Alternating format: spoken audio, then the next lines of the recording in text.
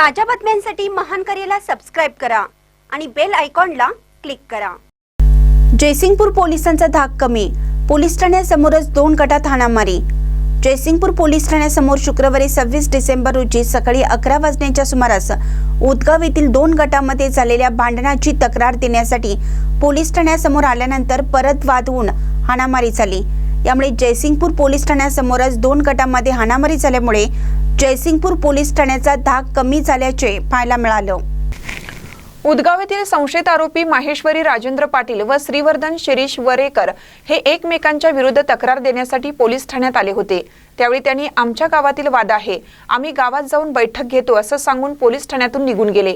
यावेळी संशयित आरोपी राजेंद्र बंडू पाटील वय 42, युवराज राजेंद्र पाटील वय 20, गंधराज राजेंद्र पाटील वय 19, मंगल बंडू पाटील वय 40, शरद पांडुरंग लुगडे वय 42, शिरीष तुकाराम वरेकर वय 60, हेमलता वरेकर सर्व राहणार माळवाडी उदगाव तालुका शिरोळ एकमेकांशी वाद करून एकमेकांशी भांडण करीत असताना एकमेकांना शिवीगाळ करून हाताने व लाताबुक्क्यांनी मारहाण करीत होते।